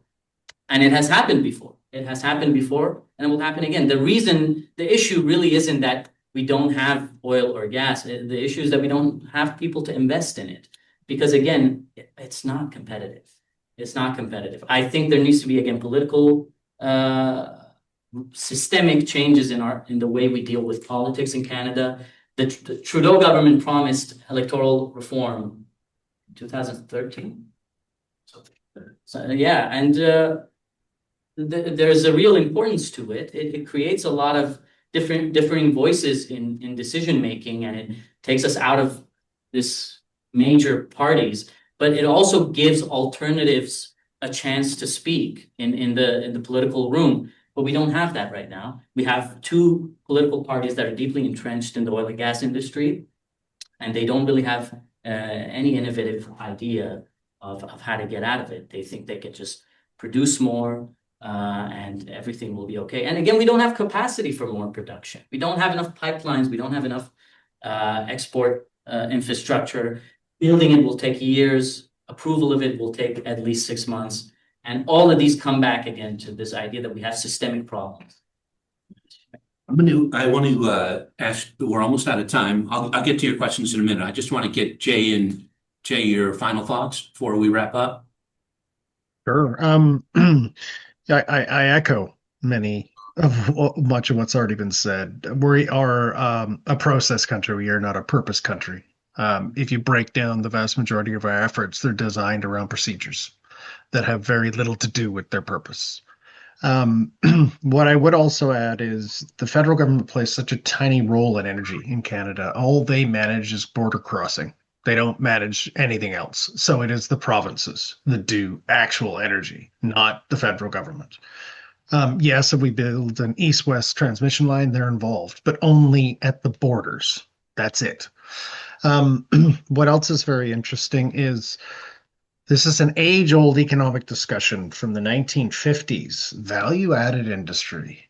Such a simple concept that Canada still bumps its head against the brick wall with. Even look at our oil sector. What do? We export crude. Why are we exporting crude when we could export fuel, lubricants, value-added industry? The reality is the pipeline issue is also a sort of a defunct issue.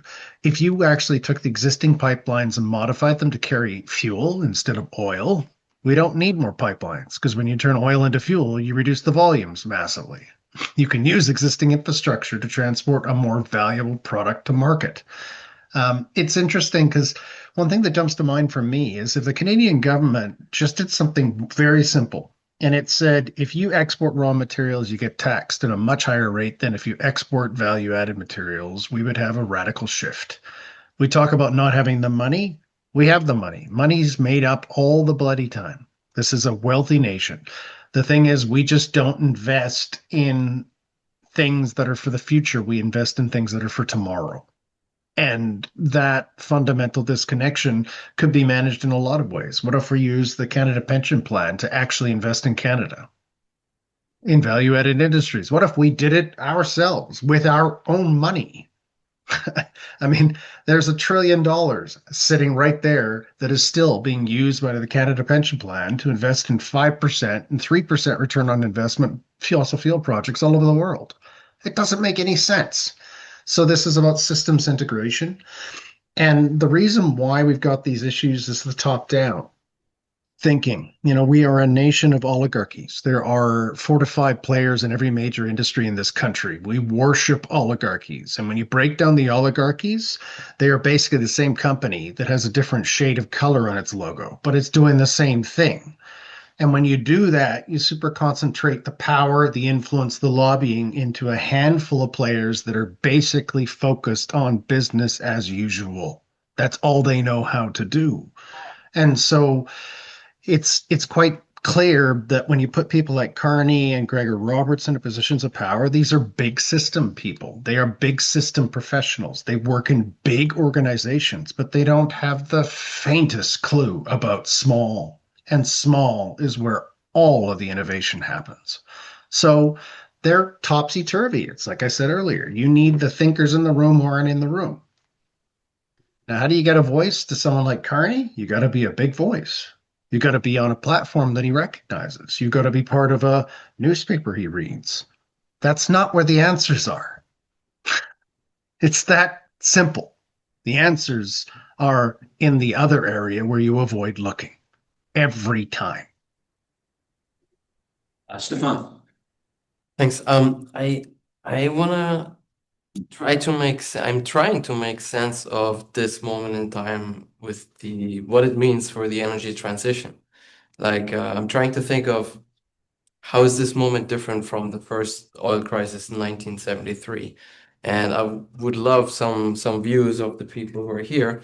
I mean, some differences that I see are that nowadays we know that climate change is an issue and is caused by greenhouse gases. Back then, this wasn't widely known. We also have clean alternatives now. We talked about falling costs in the last decade plus. So there are alternatives are available. At the same time, I see how trade policy and uh, industrial policy have become intertwined more and more with geopolitics, so that we're like clean tech supply chains and critical mineral supply chains are all being leveraged for their strategic battlegrounds between major economies. So, and that threatens to increase the cost and timeline of the energy transition.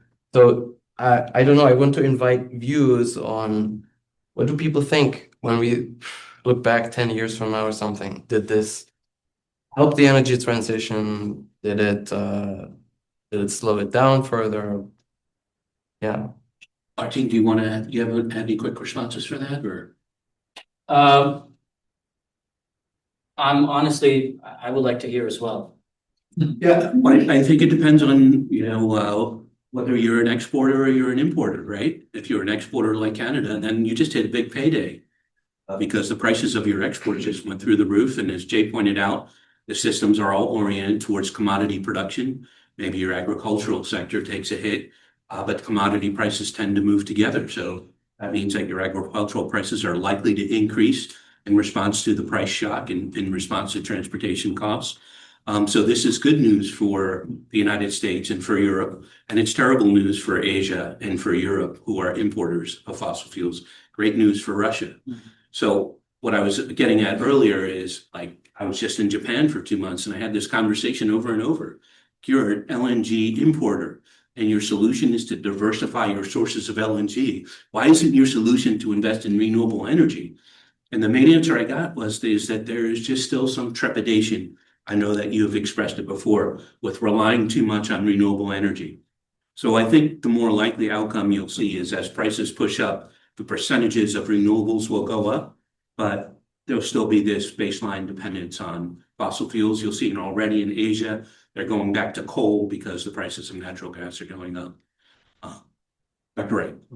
I'd like to, as we wrap up our last few moments, to say, or reflect and ask everybody to throw thoughts into the mix, so we as a collective can keep moving it forward. I think there's two things here.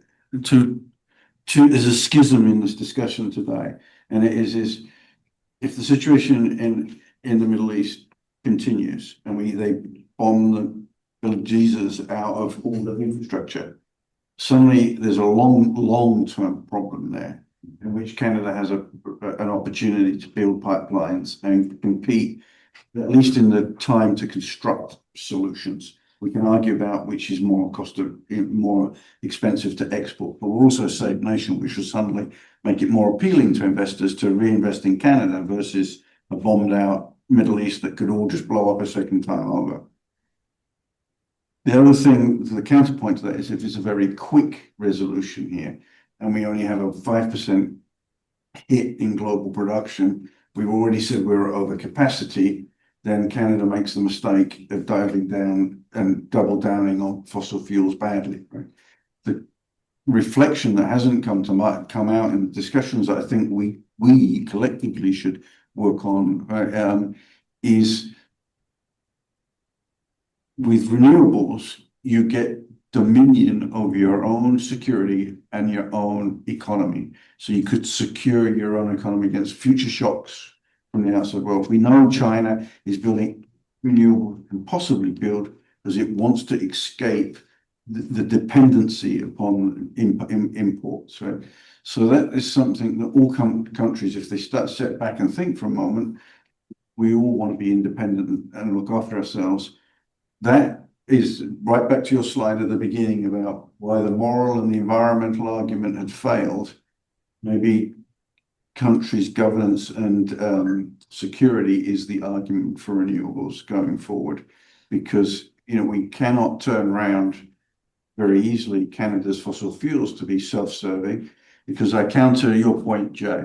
The reason we don't have refineries in this country is refineries are a very poor investment. They do not make a lot of money for the amount of Very expensive. very expensive and return on investment. So yes, you think you're exporting a high value product, but your return on investment over time, you might as well just sell the raw commodity. So there's refineries that already exist that can handle that product, right? You have a geopolitical threat right beside you, who is the person that does that job.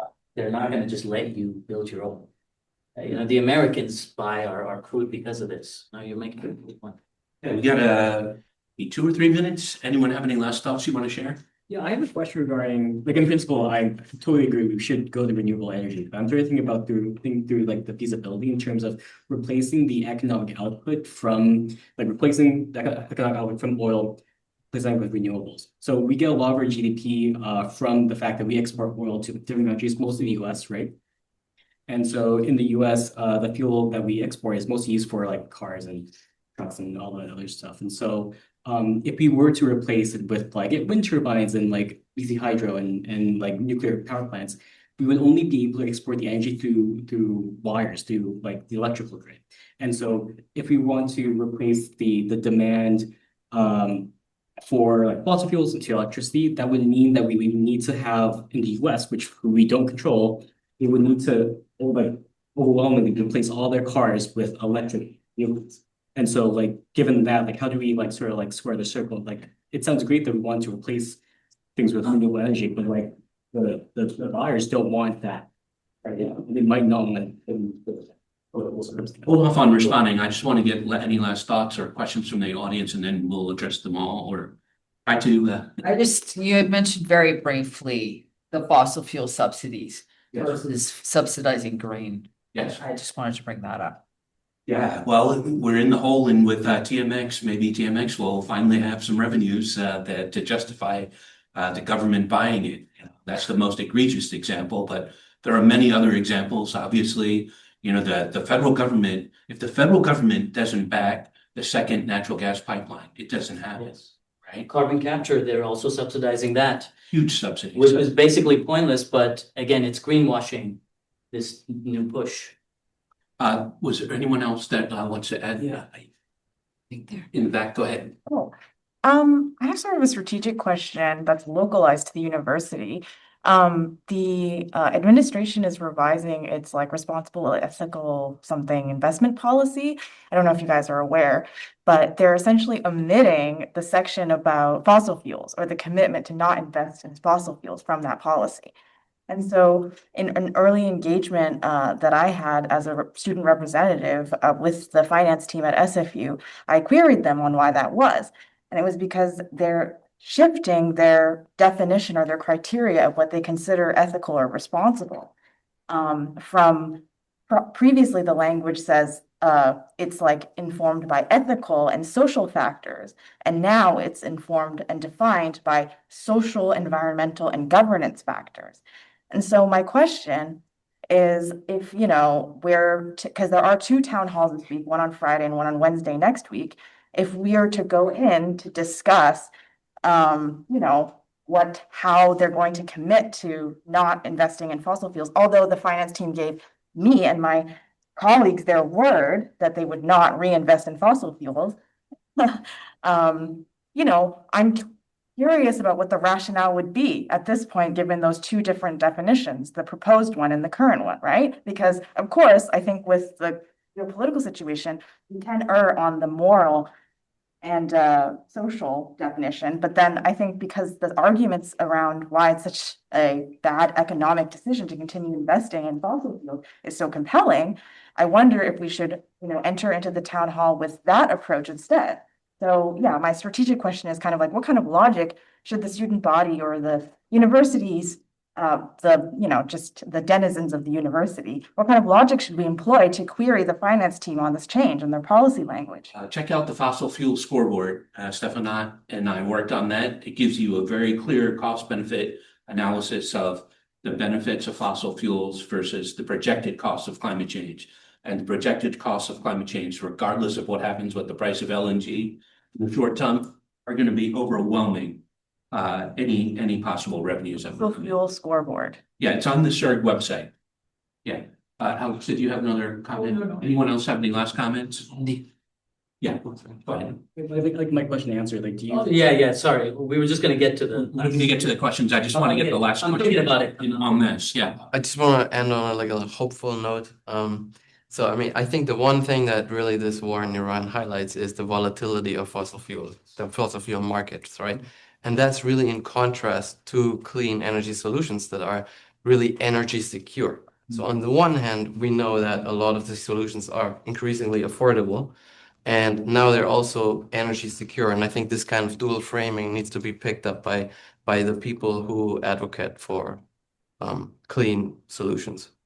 Okay. Response. I agree with that. I think, sorry, before that, I think I've been involved with environmental justice things since I was a teen. And it was always, especially in the more mainstream kind of environment, it's always but the climate for our children and our future and the kids. Think about the kids, think about the animals. But the reality is there are actual economic arguments. And I think that was something that I've seen a lot with Dr. Hira that are much more important, that are much more significant for our Canadian context than just morality. On that issue, I think when we talk about transition, it's very jarring to think about it immediately. 80% of our exports are oil and gas. If we transition tomorrow, how's that gonna scale? But I think the issue is that our government is not thinking about this transformation to renewable energy as a long-term goal. This is a decades-long process the way I see it. The way the Chinese, for example, are pursuing it. It's not that they immediately ban this. We saw this during Trudeau era environmental policy, where you put pressure on the oil and gas, where you put pressure on these industries, these conventional industries, to the level that you politically can and have the capacity to, but then you do not, on the other side, provide incentives to grow and entrench new renewable markets and renewable economic powerhouses in your country. Indigenous people are a huge part of this, in my opinion, in the Canadian context. One of the biggest reasons there are not a lot of incentives to invest in this new projected infrastructure in LNG and gas and oil is because they face a lot of pushback from society generally, and also Indigenous nations who hold this kind of position in Canada. But what they're asking for is they don't hate oil and gas only because of its climate repercussions. They dislike oil and gas because it does not provide long-term economic benefit to them. It disrupts their environments, it disrupts their ways of life, their land, their water, and their rights in that regard. But it's also short-term jobs. Most Indigenous economic involvement in oil and gas is service-based. They provide services to huge American companies that actually benefit and invest and make money off of our oil and gas. What they want, you watch a parliamentary committee meeting where Indigenous stakeholders come and discuss this with the government. What they want is economic investment. They want an economic stake in oil energy exports. They're not even against LNG exports per se. They just want to be involved in a real sense. They want to create generational avenues of economic prosperity for their people. And we completely lack this element because we don't think about these alternatives. We're held by our entrenched lobbying groups and our entrenched political economic powers, which are sided with oil and gas, and we lose all of this opportunity. There is so much. We have practical experience with Indigenous-led renewable projects that create long-term prosperity in those communities. They create markets, they create exchange. That's how you build an economy.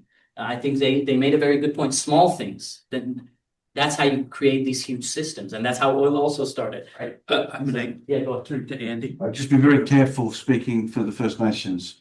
The Gitga'at Nation in Kitimat loved the deal that they cut with LNG Canada. They have 15% royalties, I believe. Fort Yeah. Mackay Nation in the middle of the tar sands. Exactly. So I think there'd be a very quick solution to this if you turn up, because historically Enbridge, and I was involved in the Enbridge pipeline campaign, Enbridge were trying to get free pass. Our right to build a pipeline over your land exists. If you approach the situation with how can we economically share in this bounty that will come, the discussion is very different very quickly. And I agree with you. And Canada will learn that fast. I agree with you. Nations have learned that, right? And that's exactly my point, is how can we create economic stake for indigenous nations? Because in my opinion, that's what anybody. Stroke of a pen, Yeah. and that is now the norm. So what really comes down to is there a proponent who's going to put up the $30 billion it takes to build a pipeline? Yeah. Right, and there isn't. There isn't one. Okay. There absolutely isn't. I'm going to take the privilege of trying to answer your question, which is how do you make up for that lost export revenue if you stop exporting oil and gas? I think that's the wrong way to look at it. And maybe we have to do another session on this, Jay. But the right way to look at it is how much is every consumer paying in their pump for gasoline? How much is every consumer paying for LNG? How much are we paying for climate change costs? If you consider all of those expenses, yes, you won't get the export revenues, but actually your cost of running the economy will be a lot cheaper. The cost of running every sector from agriculture to transportation will be cheaper, and you won't face all those costs of climate change. So I agree with you. It's hard to get policymakers to stop thinking about all this oil revenue that's coming in, into their tax base and through export revenues. But it's the wrong way to look at it. Actually, the economy is way more efficient on renewables than it is on oil and gas. I want to riff on that very quick. Yeah. We're running out of time. If you think about Norway and how they developed their sovereign wealth fund from all their oil that's evaporated, they've got trillions, I think it is, that they're deploying to move to renewables and advance the country's economy. Alberta particularly does not have a sales tax, have very low royalties.